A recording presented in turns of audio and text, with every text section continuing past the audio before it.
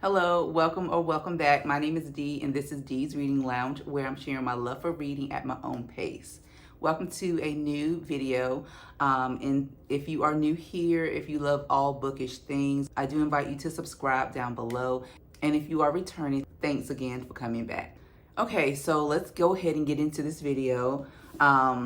This is another Bookish Musings where I reflect on books, things that I've read, upcoming reads, just general thoughts, a little lifestyle too, if I have anything to share. So let's talk about the book club that I was in. I say I was in because I have not attended one session. It just didn't work out. It just did not work out. The book that I was going to, I actually did read that book, finish the book, but because I was too deep in, I did not want to DNF the book, but it kind of put me in a book slump. I didn't end up attending the book club just because I just didn't really want to talk about that book. And so I was thinking I was going to attend the next meeting for the next book, but that didn't work out either.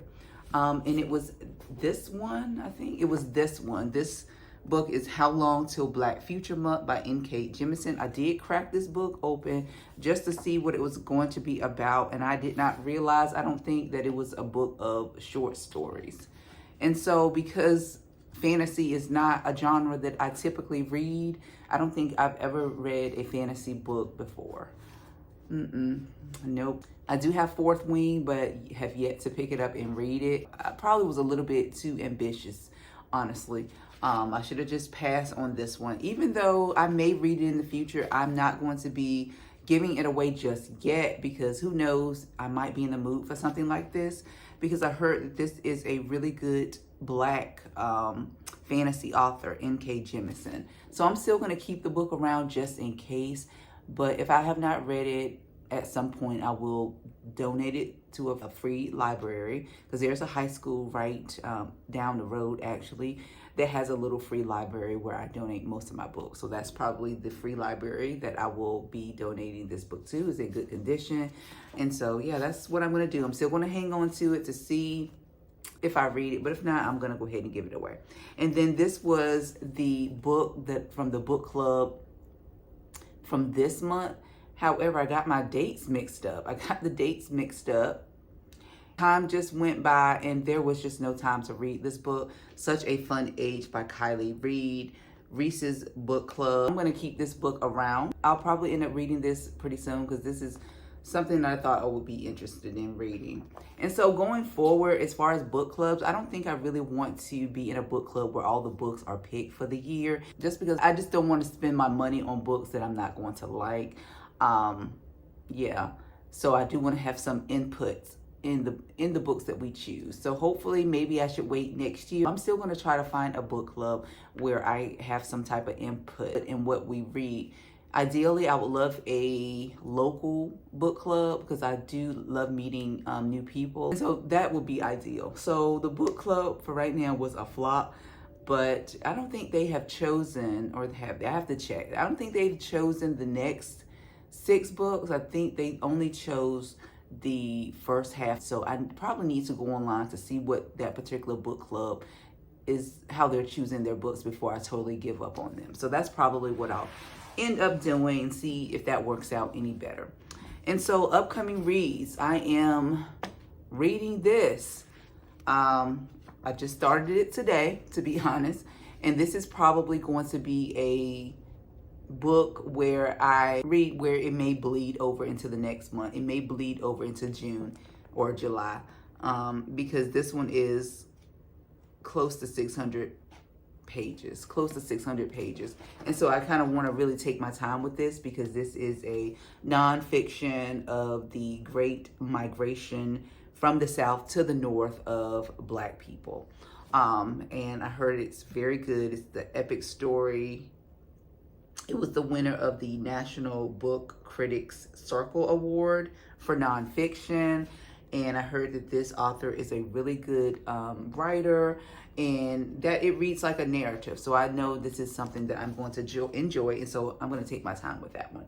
And then because I wanted to switch my genre, because of the months, the summer months ahead of us. Said I was going to read romance, and as soon as I said I was going to read romance, I'm having somewhat of a romantic slump, or romantic slash life slump, and I'm like, so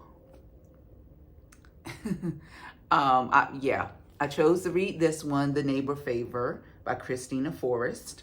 And I haven't started yet, but I'm going to start it this week, probably sometime today, you know, depending on how things go today. I might not be able to, you know what, I'm not going to be able to start it today. But yeah, depending, I may start this tomorrow. But if I'm just not in a romance mood, then this probably will have to be put down. Romance books might have to be put down for a while until I'm in the mood to read them again.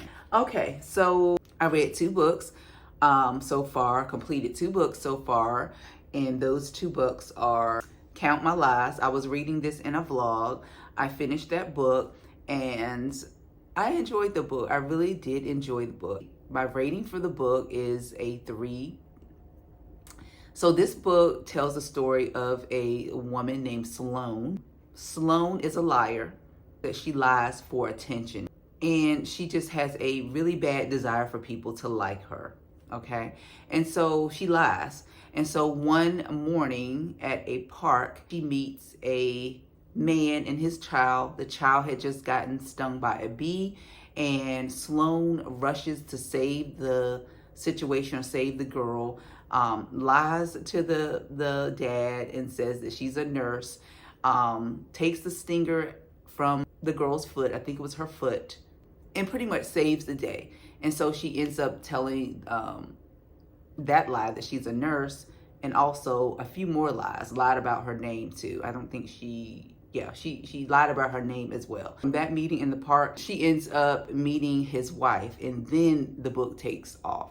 So this book, I want to say, is a slow domestic thriller, slow burn domestic thriller. It wasn't up until page 140 where I realized nothing has happened in this book. Like, I want some action. I like my thrillers to have action, typically. But I was having so much fun buried underneath Sloane's, all her lies in her life, that I hadn't realized really until page 140 that nothing really thrilling had happened in the book. And then I was like anxious, like, come on, speed it up. We got to, I want to, see what's going on in this book. So having said that, it is a slow burn. It is, I won't say boring. It's not a boring book, even though nothing has really happened. It's very interesting. It really wanted me to, know what, keep flipping the pages, but it's not necessarily, or was not necessarily a page turner, but it kept me reading. I was never really bored up until 140 when I realized nothing had happened in the book. It really didn't dawn on me until then. And so after I said that, maybe the next part of the book, it started picking up, and I find out that the book has other perspectives. I'm not going to say very much more about the book, because if I go into that, then it will definitely be a spoiler. And so that was a nice surprise, and it just completely flipped. Okay? And I had a good time with this book. It was really good. The ending was really satisfying. It almost gave me the Perfect Marriage vibes, okay? The Perfect Marriage vibes, although it, things were a little different, not the same, it gave me the Perfect Marriage vibes. So it was good. I gave it a 3.5. I gave it a 3.5 and not a 4, because, it did take a while for the thrilling to happen. And so that may or may not work for other people. But I was having such a good time with the book, I didn't realize it until page 140. That's the only reason, but I really did enjoy the second half and the first half too, because like I said, I didn't want or feel the need to put the book down. It did keep me reading, but the second half of the book is the most thrilling of the book. Let's just say that. So 3.5, I really do think that you would enjoy this book if you don't mind character. It was a lot of character building up for Sloane, her as she intertwined herself in this family's life and things like that. And so, yeah, I do recommend this one. All right, so the next book that I read and finished is The Coming. Oh my gosh, y'all, The Coming. So this book was so good. It was so good. I've never read anything about the Middle Passage. This is by Daniel Black. This is my second book by him. And I picked this one up after reading Perfect Peace, which was a 5-star. This book, I rated 5 stars as well, because how could I not? It's about the Middle Passage, told in fictional form, of Africans taken from their country, homeland, and transported to the Americas by boat. And the atrocities and the horrors, okay, was a lot of horrors. This was not, of course, you can imagine, it's about the Middle Passage. It's not an easy read at all. However, the book brought out so many feelings from me. Not only, you know, did I cry, of course, because like I said, the acts that were taking place on that boat was just, I mean, things that we heard about, you know, Africans going through as they traveled here to the Americas on that boat, we already know about. But actually reading it, of course, it's going to bring out tears, okay? It's going to bring out tears and a lot of emotions. But not only that, it uplifted my spirit, because I could see the resilience in my people, my ancestors. It made me proud to be Black, you know. Black people are very resilient, you know, even, you know, in general, Black people are very strong, very resilient. I mean, we've been through the storm and we always make a way. We always came out. You know, you saw a lot of tribes who lost their identity, because in Africa, they were separated by tribe. There was no separation on the boat. They lost their identities and they had to reunite as one and come together to be able to survive. Now, not everyone survived, as we all know, but the ones who chose to survive for the later generations was absolutely beautiful. This was a beautifully told book. It made me proud of my ancestors and how strong they were, because, you know, I just could not imagine going through anything like that.